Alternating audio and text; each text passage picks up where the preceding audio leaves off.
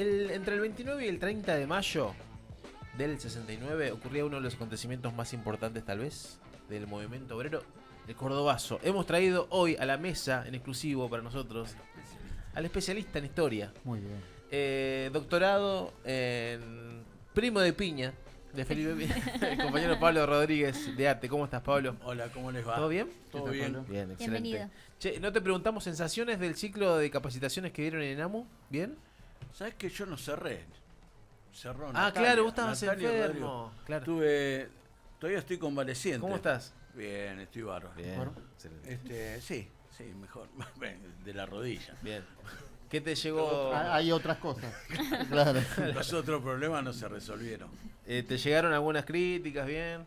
Bien, me dijeron todos que quedaron muy Epa, contentos. bien. Que el último que yo no estuve fue el mejor. Así que eso estuvo. Espero que no tenga que ver con tu ausencia. Espero que no, No, los por compañeros superaron las expectativas. Muy bien, Ujú. muy Es bien. eso. Excelente. Fue, ¿Bien? fue, ¿Se lo extrañó el último? por supuesto, por Mirá. supuesto. Bueno, vayamos al tema que nos encuentra nos- el día de hoy.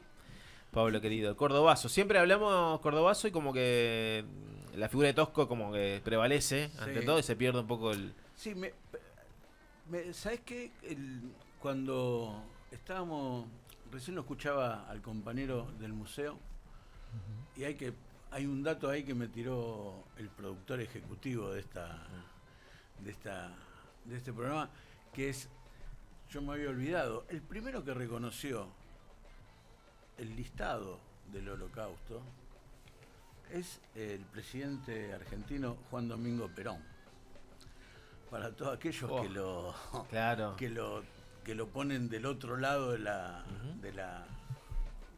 de la columna. Bueno, Buen dato. nada.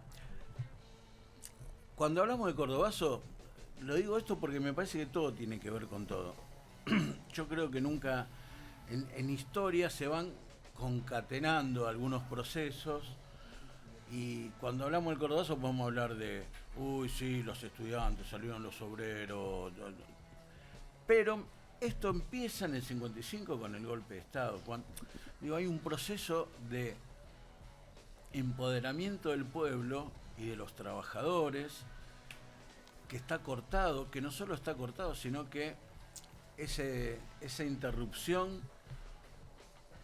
hace que Perón se tenga que ir del país, que esté exiliado, que el partido esté proscripto, lo cual genera unas condiciones bien interesantes como para poder empezar a poder charlar. Y esto, ¿por qué? Porque en los años 60 esto que le pasa a la Argentina no deja de ser la muestra de lo que está pasando en América Latina y en el resto del mundo. Y se van sucediendo algunas cuestiones. Fíjate, hay una elección, la gana el radicalismo con Frondizi, lo voltea. Golpe. Vuelven a llamar a elecciones, la gana de nuevo el radicalismo, el famoso 18% que hablan de Ilía. Y 3 años y llega a organizar la Revolución Nacional, la Revolución Argentina. Digo, nada, ahora para todo esto hay como, no hay el poder, porque uno podría hablar de unos militares, pero en realidad es el poder económico, el poder de las organizaciones y de los oligarcas, para ponerlo en términos evitistas, los oligarcas que no permiten que ese empoderamiento les da bronca, que el pueblo, que los trabajadores tengan ese poder. Y hay también, en este sentido, hay un contexto internacional que empieza a aparecer en los años 60. La Revolución Cubana,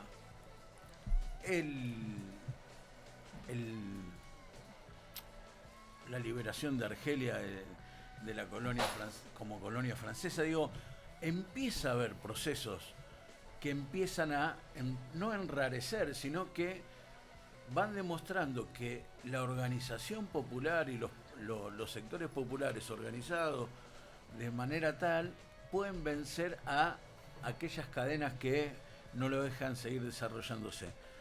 En Argentina esto lo encabeza el movimiento obrero, esto hay que decirlo.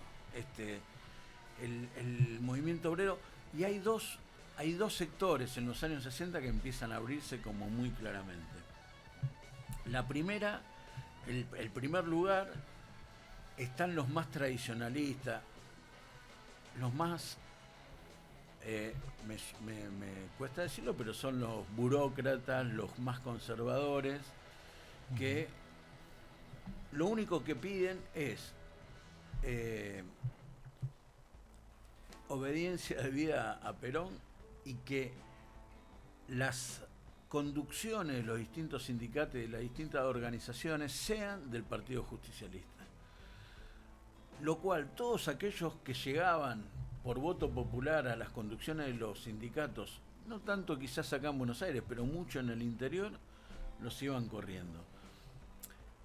Ahí hay también, suma al clima, a todo este clima, digamos, que está sucediéndose. Y se suma otro tema, la revolución de Onganía, la revolución argentina de Onganía, es uno de los golpes más violentos. Parece que Onganía fuera de los buenos, Claro. no sé por qué queda esa imagen, pero sí definitivamente es uno de los más violentos. Entra en la noche de los bastones largos, ¿no? Que entra, claro. Vos fijate, a la universidad y le pega a el gran logro en la universidad es la autonomía, y lo primero que hace es romper con esa autonomía. Bueno, todo ese caldo se va cocinando, y empiezan a aparecer algunas disputas. Esto del cordobazo se da en Córdoba. Córdoba, que tiene una característica que es muy importante. Es la segunda provincia industrializada de la Argentina, después de Buenos Aires.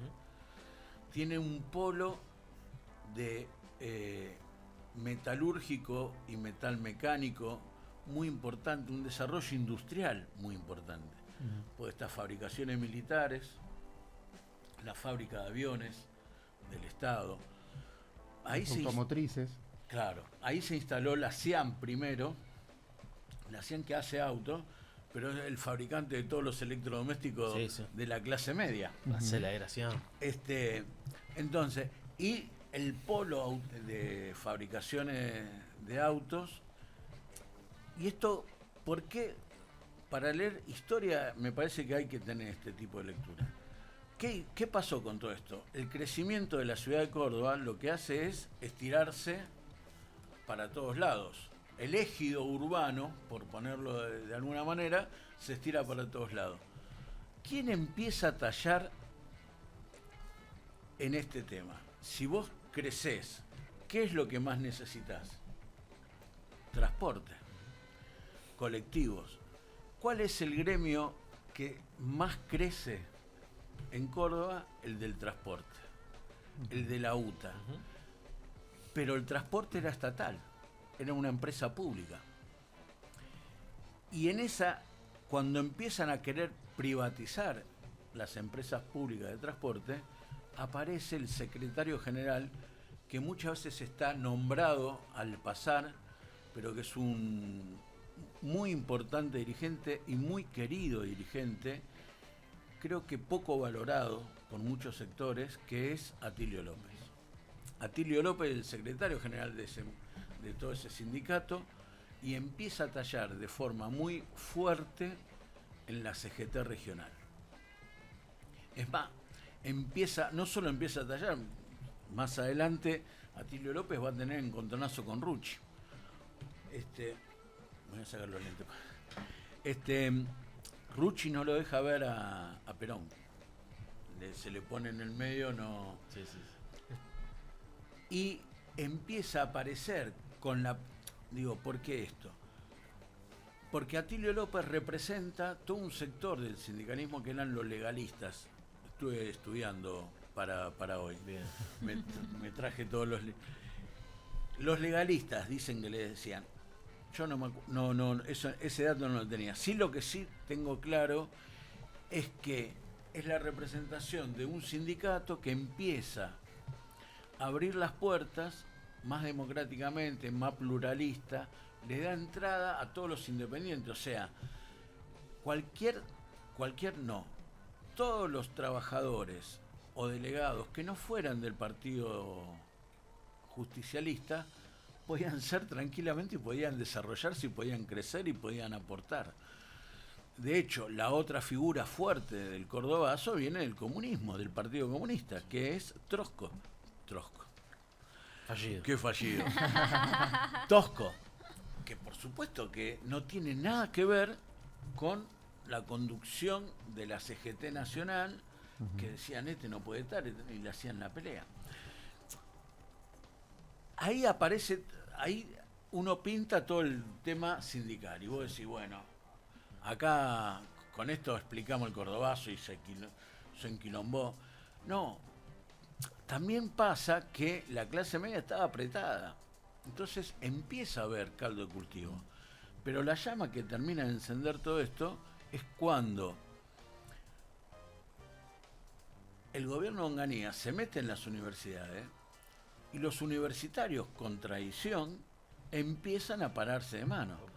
Se empiezan a sacar los comedores universitarios, se empiezan a prohibir las agrupaciones políticas y la militancia dentro de las universidades, empiezan a pasar cosas también.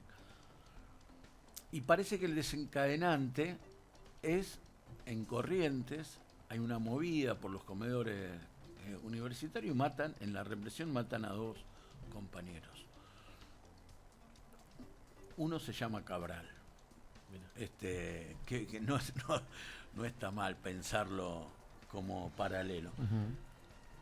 Ese Bolonqui, por supuesto que enseguida se agranda. ¿Y a dónde se traslada? Principio de mayo se traslada a Rosario. Y ahí se produce el primer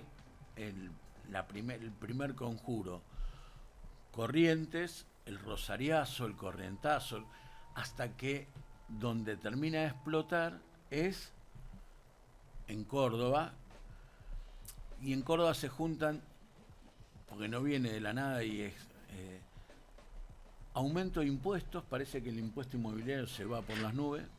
Entonces esto provocaba, ya había Bolonqui, despido, aumento del impuesto inmobiliario, había también problemas en las universidades, falta de participación. También hay, en el medio de todo eso, hay intento de privatización de la empresa pública de transporte y de la empresa pública de luz, de electricidad, de la cual era delegado de Luz y Fuerza el compañero Tosco. Más la solidaridad con Rosario y con Corrientes, eso es lo que empieza a pasar. Y el 29, que esto está bueno como estrategia para que todo lo que dicen esto no da más, este país que inventaron los piquetes, los colectiveros, los transportistas, vamos a decir, los choferes de colectivo, a la mañana salen, hacen todo el recorrido y a las 10 de la mañana, entonces lleva a todo el mundo a trabajar. Y a las 11 de la mañana paran, dejan los colectivos donde estaban y se van todos a la marcha. Y los dejaron de manera tal que cruzaron los bondi en los puentes. Entonces, cuando los milicos querían llegar, tenían mucho más problemas. Claro. Les dio tiempo a organizarse y toda la gente de la fábrica lograba llegar a los lugares de concentración. Y ahí, y a la mañana lo que era una movida sindical y estudiantil terminó siendo una pueblada, porque a medida que iban reprimiendo iba saliendo la gente a bancar a los que estaban reprimidos. Claro.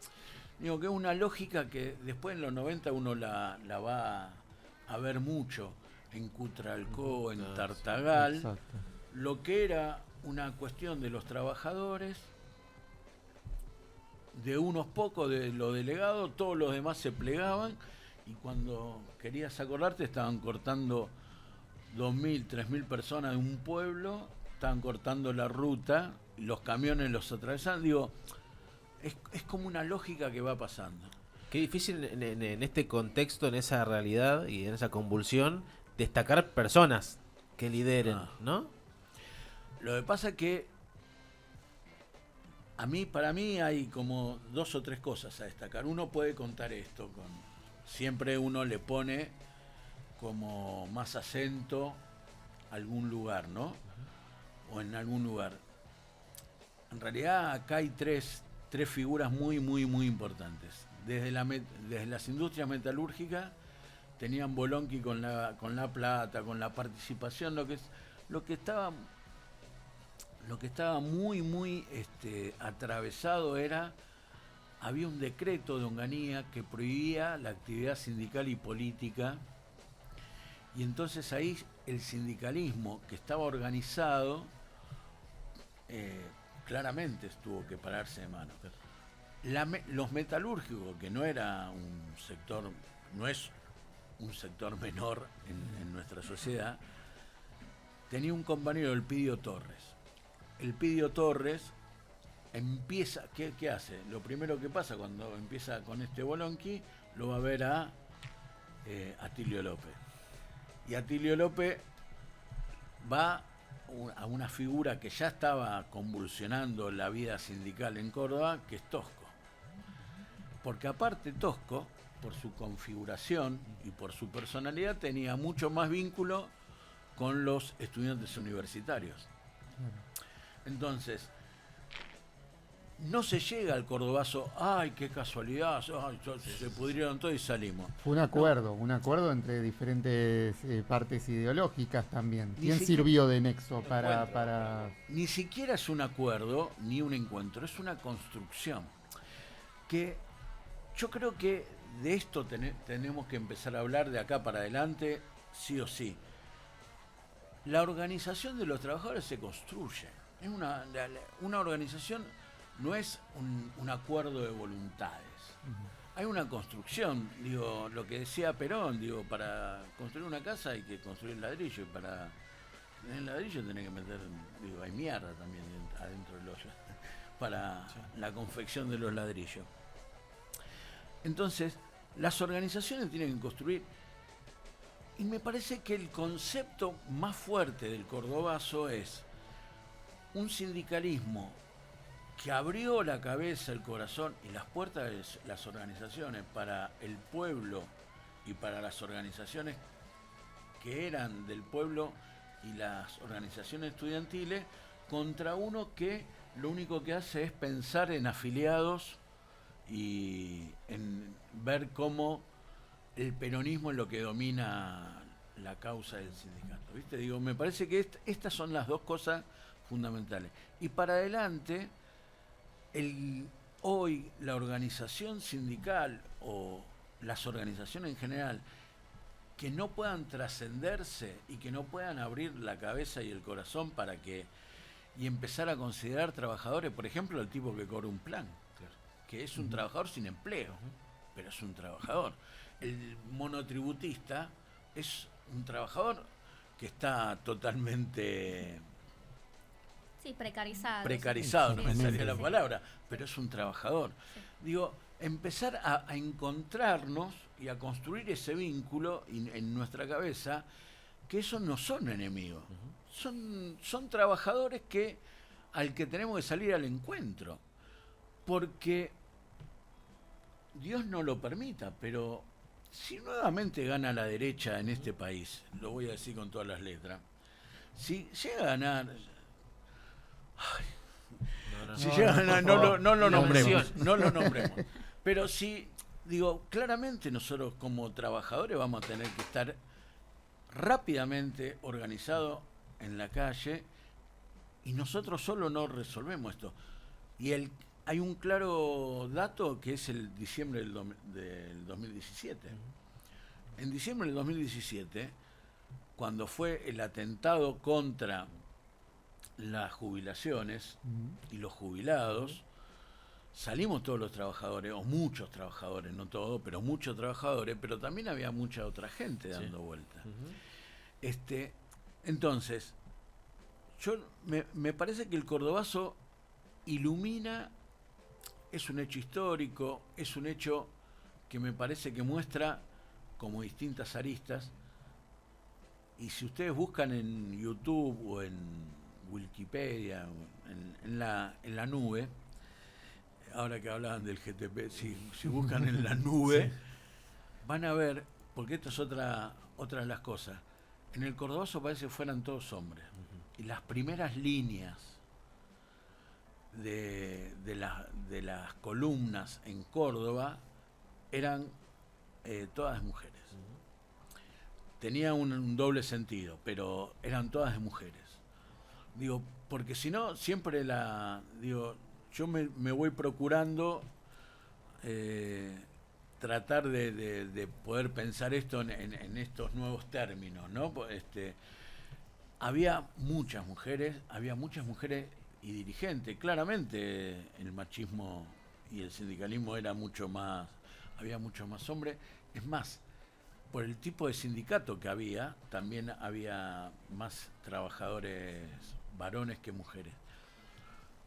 Pero había muchas mujeres, y yo creo que el Cordobazo nos tiene que servir de mirada, de espejo, de norte, para ver primero, cómo se construye una unidad, no importa de qué sindicato sos, no importa si tenés o no tenés empleo.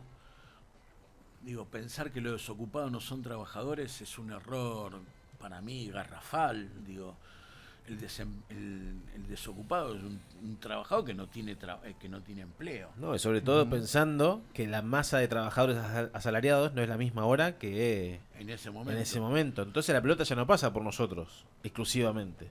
Hay que contemplar también. Eso me parece, hasta para contarlos, porotear. Digo, ¿viste? Hasta para porotear me parece que el sindicato más grande de este país es el de los no sindicalizados. Entonces cuando vos decís UTEDIC mueve a todas, nosotros movemos a todos nuestros afiliados. ¿Cuántos somos? ¿100.000, 200.000, 250.000? En realidad, en el área nuestra hay cerca de 350.000 trabajadores, lo cual estamos moviendo la mitad. De vaso. Y me parece que ahí hay un concepto que nosotros tenemos que ir construyendo, ir a la búsqueda de esos compañeros, y si no, ojalá se puedan afiliar, pero más allá de afiliar, que puedan empezar a empatizar con las organizaciones, porque lo que ya tenemos que irnos. Qué chabón. Hoy traje a mi hijo yo para Sí, que me con vean, compañía. para que vean 10 minutos de fama que tengo y vos me cortás. Bueno, sí, definitivamente me parece que el Cordobazo es esa. Es una luz que nos tenemos que mirar ahí, ver cómo se construyó, recuperar no solo a Tosco, que fue muy importante, sino recuperar también a Tilio López, que, vaya de paso, es un compañero que después fue el vicegobernador con Obregón Cano en el 73, y en el 74 la AAA lo secuestró y lo mató. Digo, no es que era un burócrata, ¿eh? Digo, se bancó lo que había que bancarse. Y es eso, cómo nos organizamos, cómo nos construimos esa organización y cómo vamos a la búsqueda de otros sectores y cómo vamos al encuentro de otros sectores. Sí, Bien. desde la referencia de la historia, ¿no? De la identidad como trabajadores, y esto que decís vos, que a mí me gusta mucho, que es desde la solidaridad como trabajadores, como parte del movimiento obrero, ¿no? Eso, Sí, saludo. sí, es verdad. De eso el Cordobazo. Bueno, muy bien, gracias Pablo por tu columna como siempre de historia interesantísima. Nos queda siempre corto el tiempo, Sí, sí. ese es el problema. Sí, Un día voy a Queremos hacer un seguir. programa yo Un solo. programa solo de 5 horas. pero más vale. Voy a hablar hasta que me canse. Muchísimas Gracias Pablo.